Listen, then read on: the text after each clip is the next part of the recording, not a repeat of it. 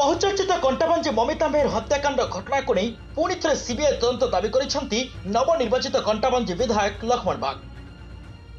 ममिता परिवार वर्गों सह साक्षात कर पुणी थे सीबीआई तदंत पर दावी कर उपयुक्त पदक्षेप ग्रहण सह न्याय प्रदान करने प्रकाश करिसेंती लक्ष्मण बाग। राज्य में चहल सृष्टि कर कंटाबांजी झरणी स्थित ममिता घर को जाई परिवार लोकों श्री बाग साक्षात सह आलोचना कर निर्भरयोग्य प्रतिश्रुति प्रदान करिसेंती। ममिता हत्या घटना एजावत न्याय मिल ना अभियोग करते ममिता परिवार वर्ग। ममिता बापा कहवा अनुसार अभियुक्त गोविंद साहूर जेल में मृत्यु पर तदंत आगक बढ़ुनी समस्त को नेहुरा हो निराश हो सारे तेणु पुणी थे सीबीआई तदंत करने को कहते ममिता बापा। अनुरोध को रक्षा कर ओडिशा सरकार को सीबीआई तदंत प्रस्ताव देवी बोली निर्भरयोग्य प्रतिश्रुति देते विधायक लक्ष्मण बाग। सूचनायोग्य 2021 अक्टोबर 8 ममिता एक कार रे जाइथिला गोविंद साहू। कार भितर सेमानक मध्य बचसा होइतिला। यहाँ पर उत्त्यक्त गोविंद कार भितर ही ममिता को हत्या करथिला। हत्या करबा परे 8 तारिख विलंबित राति ममिता मृतदेह को महालिंग रे निर्माणाधीन स्टाडियम भितर पोत जाइथिला। पूर्वर खोल जाइथिबा गाତରେ ममिता मृत शरीर को फ्लाए काठ एवं टायर साहाय्य रे पोड़ी दिया भलरे पड़िबा पई फ्लाए उपरे टायर रखी जलाई देथिला। यहाँ पर मृत शरीर जेपरि शीघ्र नष्ट हो जिवो से नै मध्य यथेष्ट परिमाण रे लूण पका जाइथिला।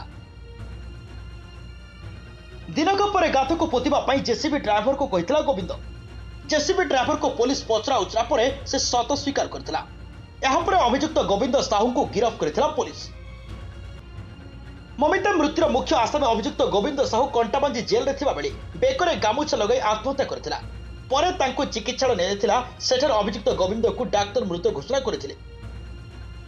कंटाबांजीर संतोष कुमार पटनायक का रिपोर्ट देवांशु टीवी। परिवार तो पूरा परिवार तो माने लॉन्च है जिबार ऊपर अछि। परिवार रो मानसिक स्थिति ठीक नहीं। देखो इलेक्शन आरो बात होला केते कोन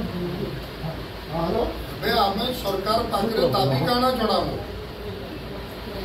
दाबी बोले मैं कौन है चाकरी के दरकार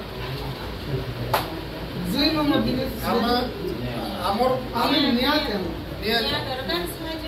लागी आमे तो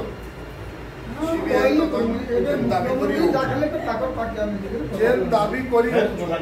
कोठारे कहि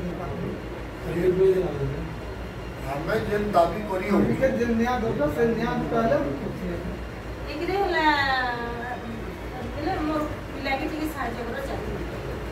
नहीं छड़ा तो करवा सकते तो पटना जन पट्टी करवा पटना के छाड़ी नहीं होला चाकरीटा पिला दे होला हां पर ଟିକେ खुशी ले बोले से छुआ के मुझे ते पाठ पढ़े कि जते खर्चा करी लाख बाड़े के पाठ पढ़ाई दिला से 3 मिले टिके मोर छुआ के चाकरी हां पाई ले टिके ले खुशी ले बोर्ड के तो घूमती साला हां सारी दिला तो छुआ कैश में मेटा वाले को जॉब भी दे दिले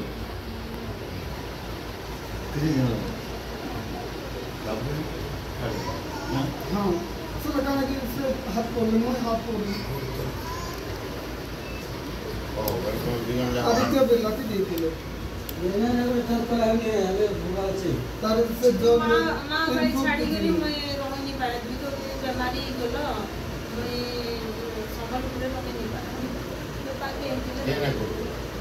झासुरा आदित्य बिरला की ठीक है कि रात 4 ला जाना करू चेष्टा करो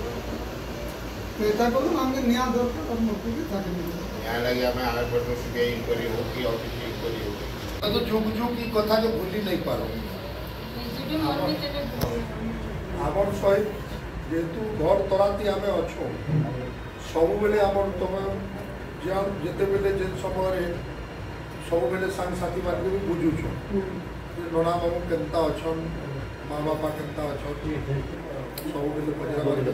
जेतु एबे लोक लोचन को हमें एगो हमर सरकार है ता संगे संगे हमें काना चाहू छो हमर ममिता भौनीर आत्मार न्याय पाई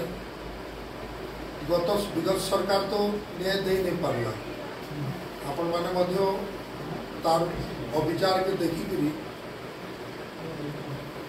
शांति रहबार लगी बाध्य हो मजबूर हो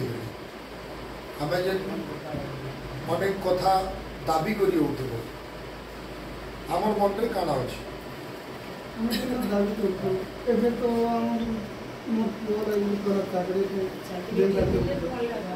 हां हम दिन तो कम पर रास्ता का नहीं दिन हम दिन हमें तो मीडिया आगे सुन ले कोई मुझे दिन कितने है तो कोई के हमके देगा इधर ही दूसरे 3 नंबर दिन चला एबे आपन को दरिया दे हम मुख्यमंत्री हम देला और सब के काम करते बुझो